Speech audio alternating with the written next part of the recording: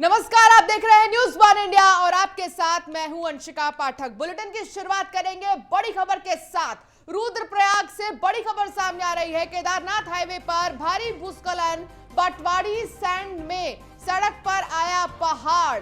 तो बड़ी खबर तस्वीरों में आप देख सकते हैं आखिर कैसे लैंडस्लाइड हुआ है रुद्रप्रयाग में। हालांकि बड़ी बात तो यह है कि सड़क पर कोई मौजूद नहीं था और ना ही किसी को नुकसान हुआ है, लेकिन इस तस्वीर को देखकर कोई भी डर जाएगा, क्योंकि जिस तरीके से भरभरा कर ये पहाड़ गिरी है उसके बाद कोई भी यहां से गुजरने के लिए सहम जाएगा। तो भटवाड़ी साइड में सड़क पर पहाड़ आ गया है। तस्वीर आप देख सकते हैं लैंडस्लाइड की, ये भयावह तस्वीर, जैसे भरभरा कर कैसे ये पहाड़ गिरा है। और फिर ऐसे में सवाल यही है कि आखिर क्या पहले से ही ये चीजें नहीं देखी जा रही थी। हालांकि रुद्रप्रयाग की अगर हम बात करें तो अक्सर लैंडस्लाइड जैसे मामले सामने आते रहते हैं और एक बार फिर रुद्रप्रयाग में लैंडस्लाइड हुआ है। हालांकि यहाँ पर कोई मौजूद नहीं था सड़क पर और किसी को भी नुकसान नहीं पहुंचा है, लेकिन अब रास्ता जाम हो गया है लैंडस्लाइड के चलते। ना कोई दूसरी तरफ से आ सकता है और ना ही इस ओर से कोई दूसरी जगह जा सकता है। आप देख सकते हैं सड़क पूरी तरह जाम है, ज़्यादा चौड़ी सड़क है नहीं और ऐसे में लैंडस्लाइड की वजह से आवाजाही बाधित है।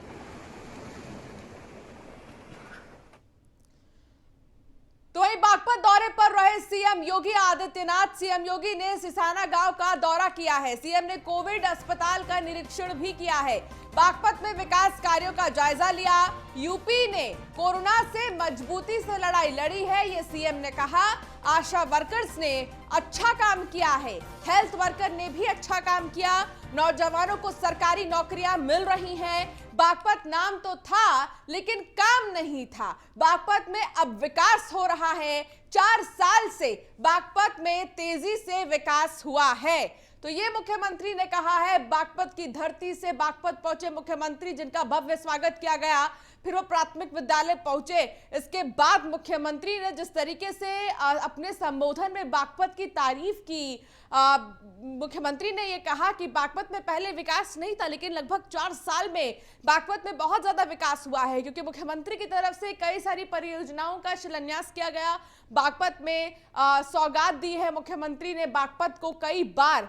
और एक बार फिर से जब बागपत दौरे पर रहे सीएम योगी, उन्होंने बागपत की जमकर तारीफ की है।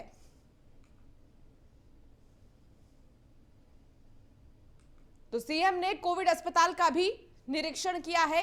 बागपत में विकास कार्यों का उन्होंने जायजा भी लिया। बागपत दौरे पर रहे सीएम योगी आदित्यनाथ और उन्होंने विकास कार्यों का जायजा लिया। तो सीएम ने कोविड अस्पताल का भी निरीक्षण किया है। और चलिए अब आपको हम दिखाएंगे 5 तस्वीर। बागपत दौरे पर रहे सीएम योगी, जिला अस्पताल का उन्होंने सबसे पहले निरीक्षण किया है। फिर दूसरी तस्वीर आपको हम दिखा रहे हैं, वैक्सीनेशन का जायजा लिया है कि आखिर बागपत में वैक्सीनेशन का काम कितनी तेजी से किया जा रहा है। और तीसरी तस्वीर आपको दिखा रहे हैं, स्कूल में राशन बांटा है मुख्यमंत्री योगी आदित्यनाथ ने। चौथी तस्वीर, अधिकारियों के साथ उन्होंने बैठक की है, दिशा निर्देश उन्होंने तमाम जारी किए हैं। और ये 5वीं तस्वीर, जहां बच्चे के साथ उन्होंने थोड़ी बहुत मस्ती की है, उसके साथ बातचीत की है और जिस तरीके से ललकारा है, पुचकारा है मुख्यमंत्री योगी आदित्यनाथ ने, ऐसे में उनकी जिस तरीके से दोस्ती है बच्चों के साथ की, वो देखी जा सकती है।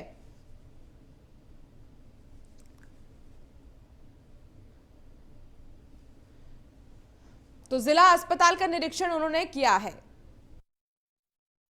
आज जनपद है और जनपद के रूप में बागपत ने वास्तव में वह स्थान हासिल किया है।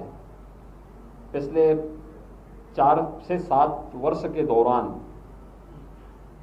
कि इंद्रप्रस्थ इसके सामने मात खा है।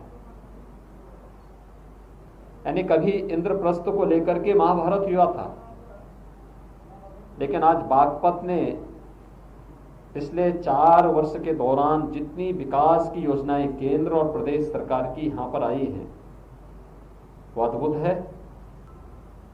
आज सरकारी नौकरियों में अपना अच्छा स्थान बना रहा है। उत्तर प्रदेश के अंदर जब पुलिस भर्ती निकली थी, अलग अलग फेज में पुलिस की भर्ती हो रही थी, तो मैं देख रहा था कि बागपत के विभिन्न गांवों के नौजवान जो पहले सड़कों पर प्रैक्टिस तो करते थे लेकिन कभी उनकी भर्ती नहीं हो पाती थी, लेकिन 1,37,000 से अधिक पुलिस की भर्ती हम लोगों ने की। उसमें पुरुषों में भी और महिलाओं में भी मुझे लगता है कमोबेश बागपत के हर गांव का नौजवान भर्ती हुआ है। कोरोना महामारी अभी समाप्त नहीं हुई है और मेरी आप सबके माध्यम से जनता जनार्दन से भी अपील होगी, सरकार और प्रशासन पूरा प्रयास कर रही है। हर संभव हमारा प्रयास है कोरोना महामारी को पूरी तरह नियंत्रित किया जाए। इसमें सफलता भी प्राप्त हुई है, लेकिन बीमारी में लापरवाही की कोई गुंजाइश नहीं है। हम सोशल डिस्टेंसिंग का पालन करें, मास्क जरूर धारण करें, कोरोना को नियंत्रित कर। आज जनपद है। और इस बीच बड़ी खबर आपको बता दें, बाराबंकी बस हादसे में बड़ा खुलासा हुआ है। जी हां, बड़ा खुलासा हुआ है। बाराबंकी बस हादसे की जांच में बड़ा खुलासा हुआ है। बिना परमिट के रोड पर दौड़ रही थी डबल डेकर बस। हादसे का शिकार हुई बस का 32 बार हो चुका है चालान। साल 2014 में हुआ था डबल डेकर बस का रजिस्ट्रेशन। मामले की जांच कर रहे हैं डिप्टी ट्रांसपोर्ट कमिश्नर निर्मल प्रसाद। बाराबंकी बस हादसे की जांच में यह बड़ा खुलासा हुआ है, जहां बिना परमिट के ही ये बस दौड़ रही थी। डबल डेकर बस जो कि हादसे का शिकार हुई है, जिसमें कि 18 यात्री सवार जो थे उनकी मौत हो गई है। हालांकि इससे ज्यादा भी लोग थे, 24 लोग ऐसे हैं जो घायल हुए हैं और 14 से 18 लोगों की मौत हो गई है। मामले की जांच अभी डिप्टी ट्रांसपोर्ट कमिश्नर निर्मल प्रसाद कर रहे हैं। हालांकि इससे पहले एआरटीओ का एनएचएआई पर आरोप था कि एनएचएआई की लापरवाही है कि जब रोड पर बस खड़ी थी इतनी देर से, तो इसको क्यों नहीं संज्ञान में लिया गया, क्यों नहीं इसकी जिम्मेदारी ली गई। लेकिन एक बार फिर से बड़ा खुलासा ये हुआ है इस पूरे मामले में। बाराबंकी बस हादसे के मामले में खुलासा ये हुआ है कि बिना परमिट के ही बस दौड़ रही थी। 2014 से ही देखा जाए अगर तो शिकायतें और फिर चालान कटने शुरू हो गए थे। लगभग 32 चालान कटे हैं। इस बस के हादसे का शिकार हुई बस का 32 बार चालान कट चुका है। साल 2014 में हुआ था डबल डेकर बस का रजिस्ट्रेशन। मामले की जांच कर रहे डिप्टी ट्रांसपोर्ट कमिश्नर निर्मल प्रसाद।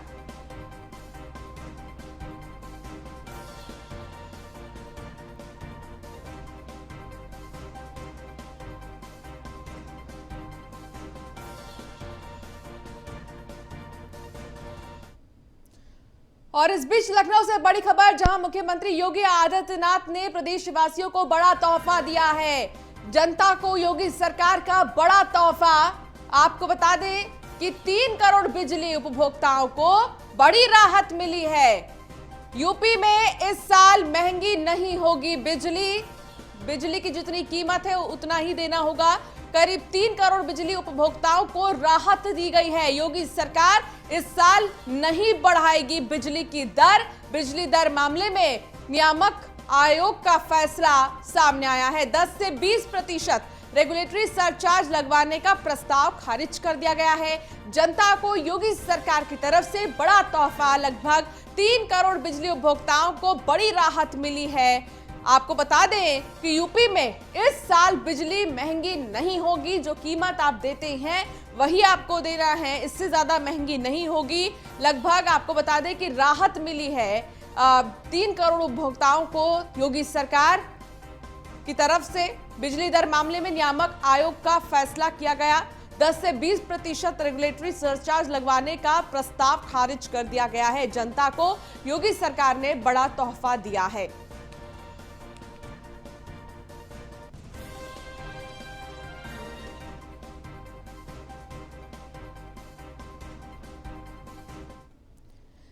और इस बीच जालौन से बड़ी खबर आपको बता दें, एसएनके पान मसाला कंपनी के संचालकों के घर छापेमारी की गई है। आयकर विभाग ने संचालकों के घर छापेमारी की है।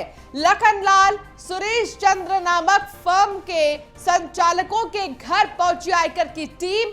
पान मसाला, रियल एस्टेट और टेक्सटाइल उद्योग से जुड़े हैं इस फर्म के संचालक। उरई कोतवाली क्षेत्र के मोहल्ला मातापुरा स्थित घर पहुंची आयकर विभाग की 4 टीमें। आयकर विभाग टीम के साथ भारी पुलिस फोर्स भी मौजूद रही। तो पान मसाला के जो संचालक हैं उनके घर आयकर विभाग की छापेमारी, जहां पुलिस भी मौजूद रही।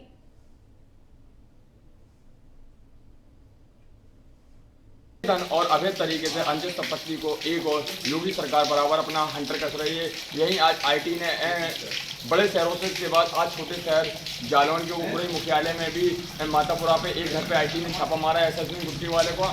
आप हम उसी जगह मौजूद हैं, आप तस्वीरों में भी देख सकते हैं। वही घर है जहाँ पे आईटी का बराबर से छापा चल रहा है। लेकिन यहाँ के जो आईटी के अधिकारी हैं वो यहाँ पर आने के बाद मीडिया कर्मियों से बचते नजर आ रहे हैं। साफ आप तौर पर देख सकते हैं जो आईटी ने छापा मारा है वही घर है जहाँ पर अभी आईटी बराबर छापेमारी कर रही है। वो तो देखने वाली बात तो ये है कि आईटी की जब टीम बाहर आती है, मीडिया से अगर बात करती है तो वो क्या जानकारी देती है। जालौन से मुबीन खान, न्यूज़ 1 इंडिया। और तो चलिए अब आपको ग्राफिक्स के जरिए बताते हैं कि आखिर ये पान मसाला कंपनी कौन सी है और अभी तक क्या कुछ हुआ है। एसएनके पान मसाला निर्माताओं पर छापेमारी की गई है। आयकर विभाग की 4 टीमों ने ये छापेमारी की है। रियल एस्टेट और टेक्सटाइल उद्योग से जुड़े हैं ये संचालक। भारी पुलिस बल भी इस समय मौजूद रही। तो ये आपको हम ग्राफिक्स के जरिए दिखा रहे हैं कि आखिर आयकर विभाग जो है उसने कहां-कहां छापेमारी की है, किन-किन के घरों में छापेमारी की है। तो ग्राफिक्स के जरिए पूरा आपको हम समझा रहे हैं कि आखिर कितने जो निर्माता हैं, कितने जो संचालक है पान मसाला कंपनी के, उनके घर छापेमारी की गई है और कितनी पुलिस बल वहां तैनात भी रही। तो ये ग्राफिक्स के जरिए हम आपको समझा रहे थे। यूपी चुनाव के लिए बसपा का बड़ा फैसला। 2022 का चुनाव बीएसपी अकेले लड़ेगी, सतीश चंद्र मिश्रा ने कहा है। बीजेपी ने अयोध्या में करोड़ों का चंदा बटोरा। सतीश चंद्र मिश्रा ने कहा कि राम मंदिर निर्माण का श्रेय ले रही है Bharatiya Janata party. Supreme court ने किया राम मंदिर का फैसला। सरकार बनी तो यूपी की जनता को दिलाएंगे न्याय। योगी सरकार में ब्राह्मणों को मारा जा रहा है। सपा अध्यक्ष की जमीन खिसक चुकी है। कादीपुर के प्रबुद्ध वर्ग सम्मेलन में सतीश चंद्र की हुंकार। तो सतीश चंद्र मिश्र ने तमाम बातें कही भारतीय जनता पार्टी को लेकर। राम मंदिर के साथ ही उन्होंने कहा कि राम मंदिर के नाम पर भारतीय जनता पार्टी वोट बटोरना चाह रही है, लेकिन कोर्ट ने यह फैसला किया था, ना कि बीजेपी ने। तो 2022 का चुनाव बीएसपी अकेले लड़ेगी, ये भी कहा सतीश चंद्र मिश्रा ने।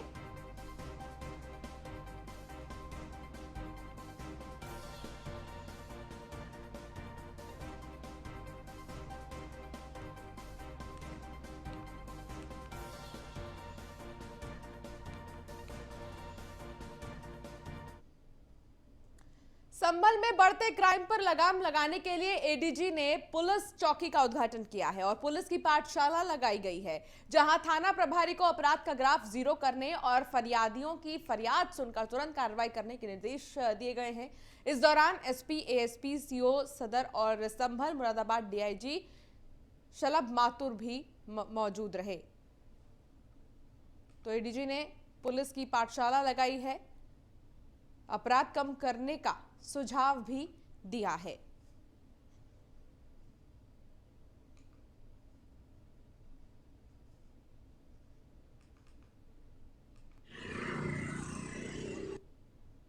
ये आज इस क्षेत्र के रेड लेटर डे है। बहुत ही ऐतिहासिक दिन है क्योंकि अचौड़ा कंबो नाम की चौकी जो थाना असमौली में पड़ती है, इसमें एक बिल्डिंग का निर्माण करा करके जनता के सहयोग से इसका उद्घाटन किया गया है। इस चौकी क्षेत्र में काफ़ी बड़ी ज़मीन है और क्योंकि क्षेत्र में काफ़ी बड़ी पॉपुलेशन भी लग रही है, लगभग 1 लाख की पॉपुलेशन, और यहाँ पे क्राइम की भी एक्टिविटीज़ बढ़ी हैं पिछले कुछ समय में, तो आगे आने वाले वर्षों में इसको थाने के लिए अपग्रेड कराया जाएगा।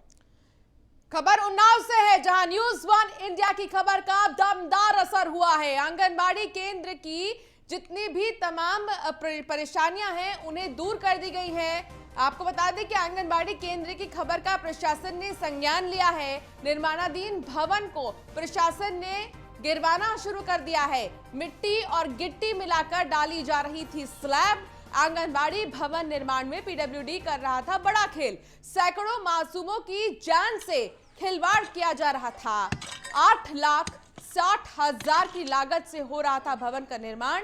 नवाबगंज ब्लॉक के कासंडा प्राथमिक स्कूल का यह पूरा मामला बताया जा रहा है, जहां न्यूज वन इंडिया की खबर का दमदार असर हुआ है। और आप देखिए, तस्वीरों में आप देख सकते हैं आंगनबाड़ी भवन निर्माण में पीडब्ल्यूडी खेल कर रहा था, लेकिन सैकड़ों मासूमों की जान से खिलवाड़ भी किया जा रहा था, जिसके बाद अब एक बार फिर से भवन का निर्माण किया जा रहा है और अच्छी गुणवत्ता की सामग्री के साथ। न्यूज वन इंडिया की खबर का दमदार असर हुआ है। जो जर्जर इमारतें हैं उन्हें भी तोड़ा जा रहा है।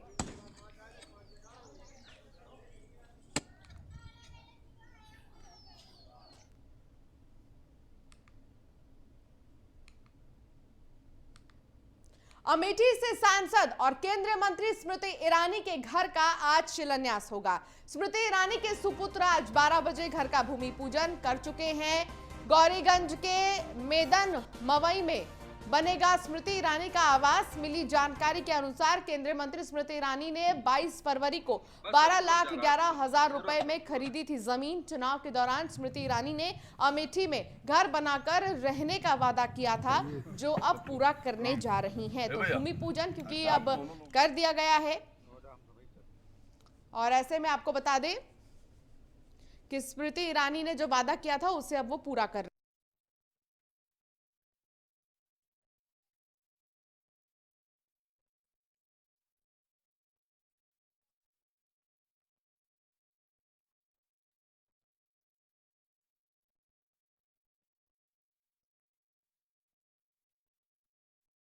आज घर का भूमि पूजन हुआ।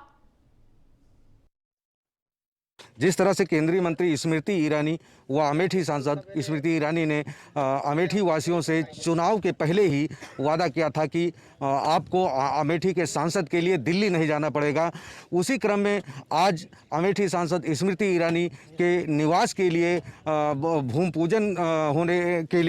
पूजन हो रहा है, जिसमें कि उनके स्मृति ईरानी के पुत्र जौहर ईरानी मौके पे आ रहे हैं। फिलहाल अभी थोड़ी देर बाद ही वो यहाँ पहुँचेंगे। आइए पंडित जी बैठे हैं, हम इनसे बात करते हैं कि क्या प्रोग्राम है आज। गुरुजी, क्या हो रहा है आज?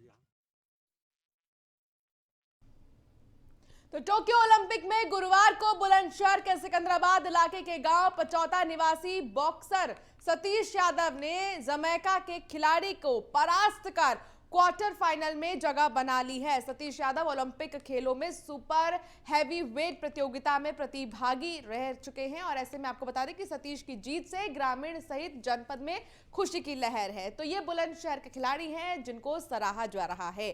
फिलहाल इस बुलेटिन में इतना ही। आप बने रहिए न्यूज वन इंडिया के साथ। नमस्कार।